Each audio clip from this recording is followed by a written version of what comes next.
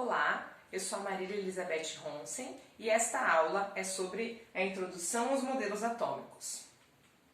E os questionamentos da aula são: do que as coisas são feitas?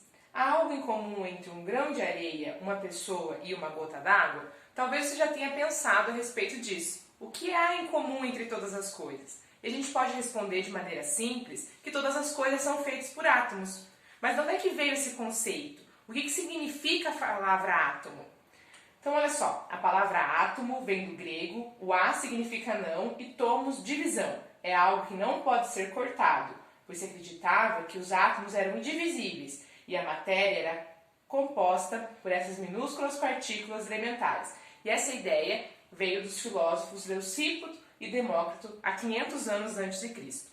Então, essa aula vai falar uma introdução sobre os modelos atômicos e aqui a gente tem uma linha do tempo desses modelos, começando em 1903 com o modelo do Dalton, 1898 com o modelo do Thomson, 1911 com o modelo do Rutherford e 1913 com o modelo do Bohr. Então a gente vai falar um pouquinho sobre cada um deles e mais pra frente, nas próximas aulas, a gente vai falar bem aprofundado aí sobre cada um dos modelos, as experiências, né, e as conclusões que cada cientista conseguiu chegar. Então, o primeiro dos nossos modelos é o modelo do Dalton, lá em 1808. Esse modelo ficou conhecido como bola de bilhar. E o que o Dalton acreditava acerca da matéria? Então, para ele, toda a matéria é formada por átomos. E os átomos, né, têm uma forma esférica e seriam maciços, indivisíveis e indestrutíveis. E por isso a bola de bilhar vem como um bom exemplo aí para o modelo atômico do Dalton, né? Tem essas características de ser esférica, maciça e bem difícil de destruir.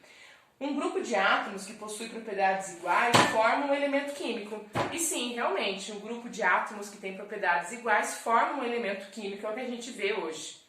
Os átomos não se alteram quando formam, né, os elementos químicos. E os átomos são permanentes, não podem ser criados nem destruídos. E quando a gente tem uma reação química, a gente vai ter somente uma reorganização de átomos. O modelo atômico do Dalton estava certo, né, em coisas como esses tópicos que falamos agora. Mas, por outro lado, ele não conseguia explicar, né, o movimento dos elétrons, né, a eletricidade na matéria. Aí a gente vai dar um salto na nossa história aqui para 1898, praticamente 100 anos depois do Dalton, a gente vai ter o modelo do John Joseph Thomson, que ficou conhecido como o modelo pudim de passas. Então, olha só, o Thomson estava estudando, né, os raios catódicos, né, e ele observou que esses raios eles desviavam para a placa elétrica quando estava carregada positivamente. Então, os raios que saíam aqui do cátodo, por isso raios catódicos, eram desviados, né, para o lado da carga positiva quando esse circuito todo estava eletrizado. E aí ele disse que essas cargas seriam negativas e deu o nome para essas cargas de elétron. Então, na altura aqui, né, do 1898, a eletricidade já estava aí, né, no nosso dia a dia, mas ainda não se entendia muito bem como que ela funcionava. E o experimento do Thomson veio a comprovar a existência dos elétrons. E aí, para o Thomson, a matéria era eletricamente neutra e os elétrons eram negativos. Logo, o átomo deveria ter uma carga positiva para que esse se mantivesse neutro. E aí a ideia do pudim de passas, como se o átomo fosse assim uma massa, né, positiva, incrustado, né, de partículas negativas, assim como as passas dentro do pudim, ali em volta, né, da superfície desse pudim. E aí, dessa forma, iria equilibrar as cargas e o átomo seria então neutro. E os átomos são divisíveis a partir desse momento, né, esféricos com cargas negativas na superfície. Depois, em 1911, a gente vai ter o modelo atômico do Rutherford, que ficou conhecido como modelo, né, planetário.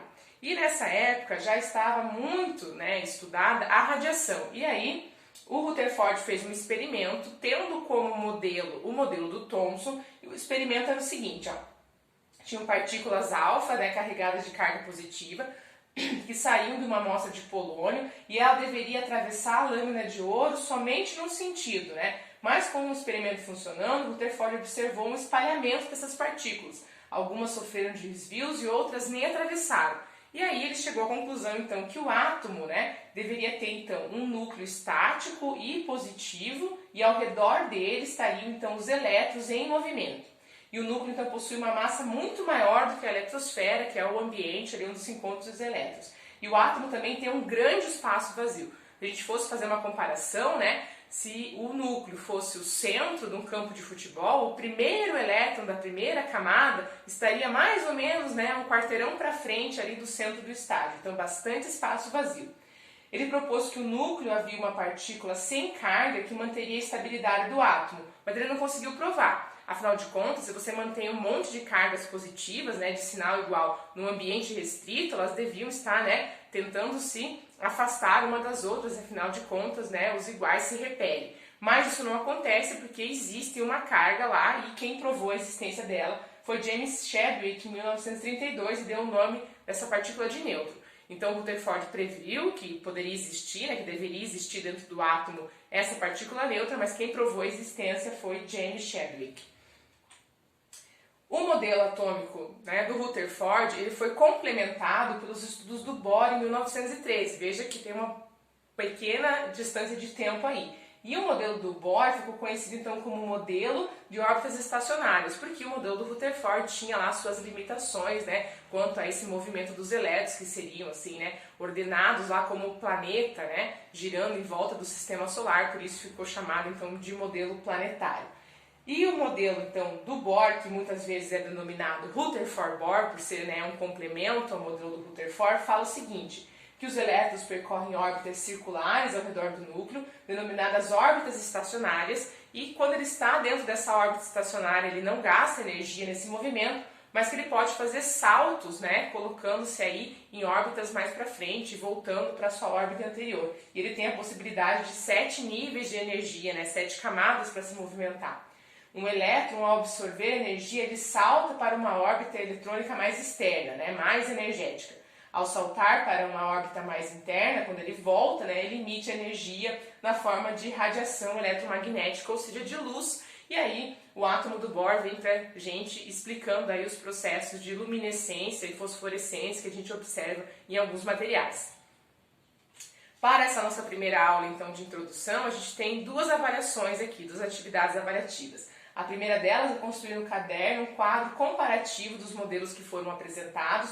Pode se inspirar aqui nesse desenho, então Dalton, Thomson, Rutherford e Bohr, colocando aqui, né, os desenhos dos modelos, né, e também as principais características que a gente olhou aqui. Lembrando que nas próximas aulas vamos ver com calma cada um desses modelos, né, todas as suas características e como que cada cientista chegou a essas conclusões. A segunda avaliação é através da ferramenta aqui, o WordWall. A gente tem uma roleta de perguntas, né? Pode clicar aqui e a gente vai ver a nossa roleta de perguntas para fazer as respostas, então, sobre o que a gente viu na aula de hoje. Muito obrigada pela atenção de vocês e até a próxima!